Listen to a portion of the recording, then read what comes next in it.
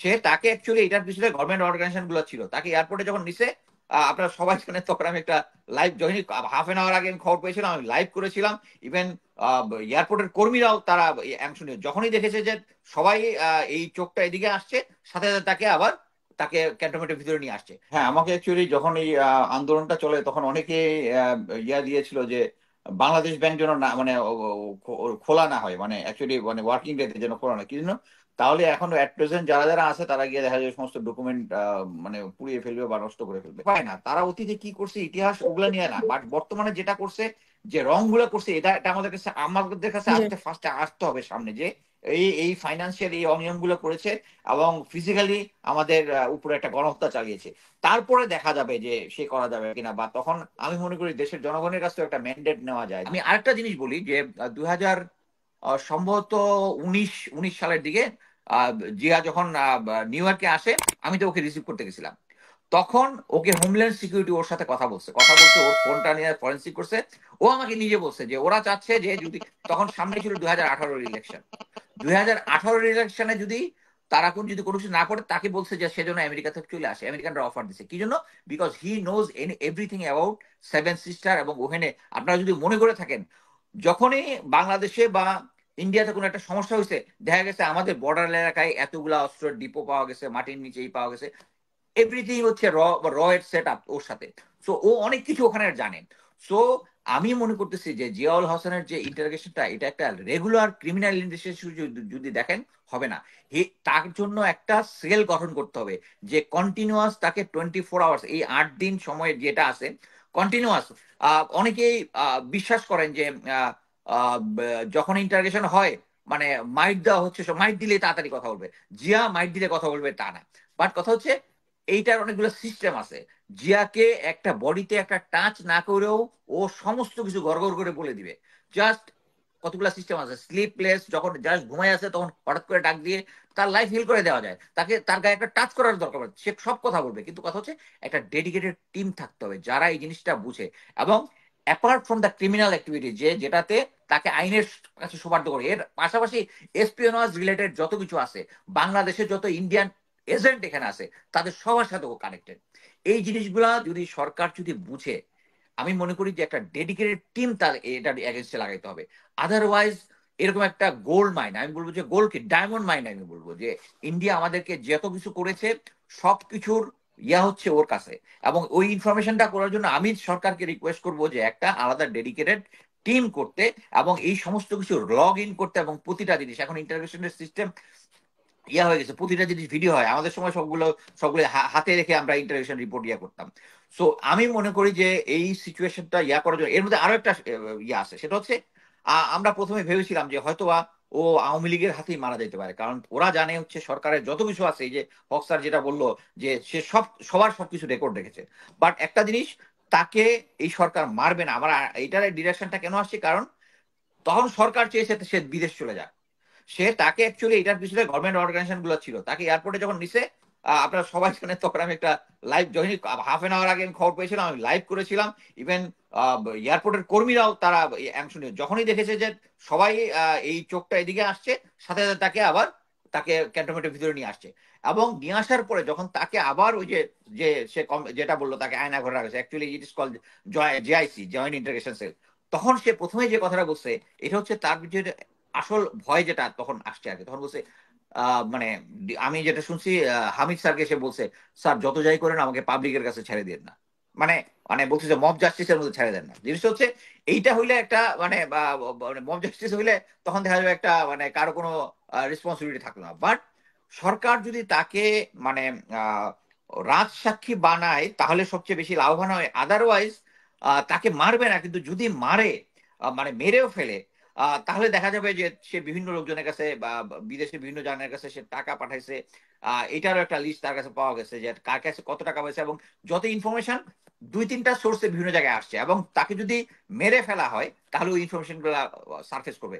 এই জিনিসটাও সরকার মানে আওয়ামী লীগ রেসপন্সার যারা আছে তারা জানে।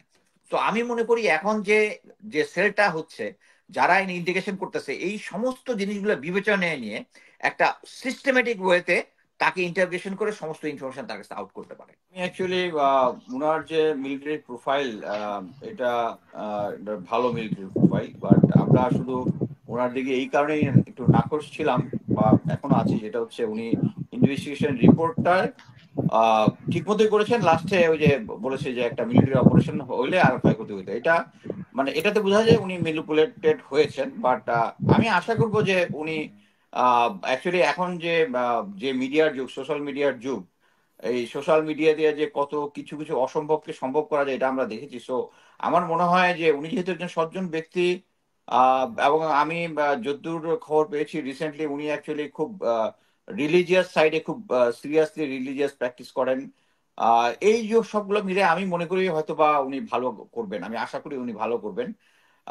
এবং এটাও আশা করি, এবং উনি যদি কোনো কিছু এরকম ব্যর্থ করেন, যেটা আমরা ইয়ার সাখাওয়াত স্যারের ক্ষেত্রে দেখেছি, উনি যে সমস্ত কথা বলেছেন আওয়ামী লীগকে রিহেবিলিট করার কথা, এই জিনিসটা একদম এই সিচুয়েশনে উনি হয়তো জনগণের পালসই বুঝতে পারেন নাই, যে জনগণ এই মাত্র একটা বিজয়ের, আওয়ামী লীগের এগেইনস্টে একটা বিজয়, যেখানে মানে রক্ত দিয়ে বিজয় নিয়ে আসছে লোকজন, সেই সময় এরকম একটা কথাবার্তা স্বাভাবিক মানুষের মেন্টালের উপরে একটা প্রেশার ক্রিয়েট করবে।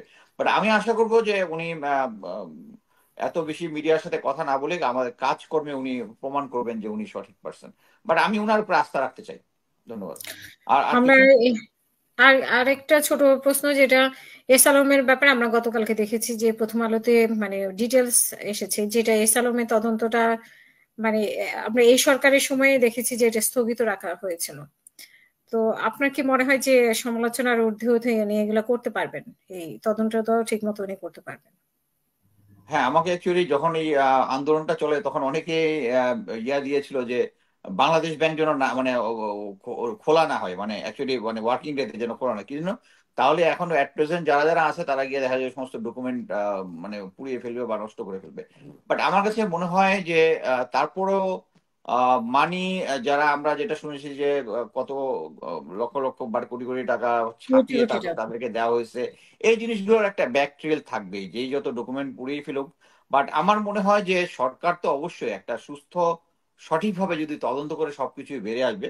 ফাইন্যান্স আমার সাবজেক্ট না, বাট তারপরেও আমরা যে লেভেলে যে শুধু ফাইন্যান্স ডিল করেছি তাতে ফাইন্যান্স মানে মানি ট্রেল থাকবেই।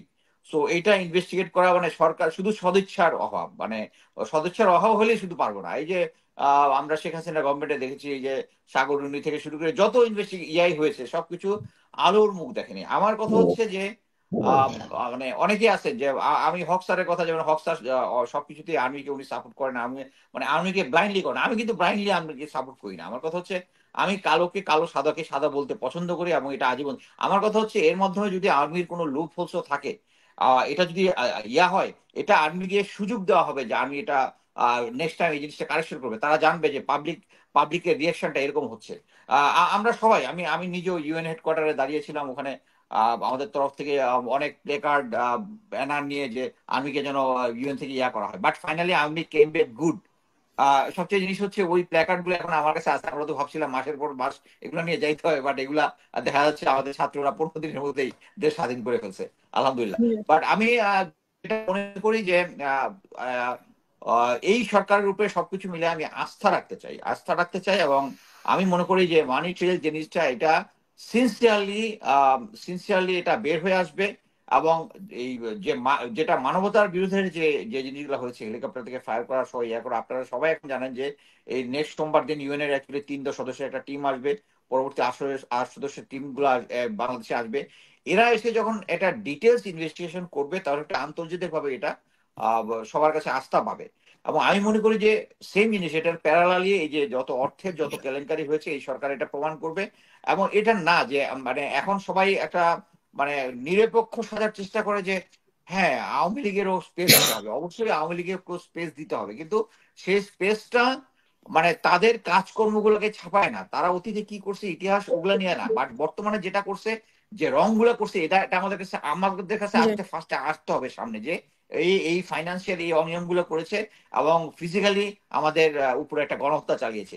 তারপরে দেখা যাবে যে সে করা যাবে কিনা, বা তখন আমি মনে করি দেশের জনগণের কাছ থেকে একটা ম্যান্ডেট নেওয়া যায় যে আমরা অলরেডি জানি যে এই আওয়ামী লীগের কারণেই ইন্ডিয়া আমাদের উপরে এত hostile only for Awami League, remember যে অনলি সারা বাংলাদেশের জনগণ একদিকে, আওয়ামী লীগ একদিকে, আওয়ামী লীগের সাথে আওয়ামী লীগের সাথে হচ্ছে এই ইন্ডিয়া। ইন্ডিয়ার এই প্রভাবকে আন্ডারমাইন করার জন্য আমার মনে হয় যে পদ্ধতিতে তারা জামাত ইসলামকে নিষিদ্ধ করেছে, যে তারা নাকি ৭১ গণহত্যা করেছে, এটা হচ্ছে তাদের বয়ান। এখন আমরা 2024 আমরা দেখেছি আওয়ামী লীগ গণহত্যা করেছে, সেই গণহত্যা প্লাস হচ্ছে এই ফাইন্যান্সিয়াল যে অনিয়মগুলো যেটা আছে, এত মানে হাজার হাজার কোটি কোটি টাকা যে তারা পাচার করেছে, এটা মিলে আমার মনে হয় একটা জনগণের ম্যান্ডেট নিয়ে আমরা আওয়ামী লীগকে নিষিদ্ধ করলেই আমাদের দেশটা প্রসপার হবে। কারণ তখনই আমরা ভারত তখন আমাদেরকে ডিল করবে, আমাদেরকে প্রপার রেসপেক্ট দিয়ে কথা বলবে। আদারওয়াইজ তারা এই আওয়ামী লীগের পিছনে আজীবন লেগে থাকবে। আমাদের এখনো যেরকম শেখ হাসিনা ওখানে বসে বসে একটা বয়ান দিচ্ছে দেশের অস্তিত্ব করার জন্য, এটা আজীবন চলতে থাকবে। এই আজীবনের জন্য আমাদের একটা ডিসিশন নিতে হবে যে Awami League should not be in Bangladesh politics. Thank you.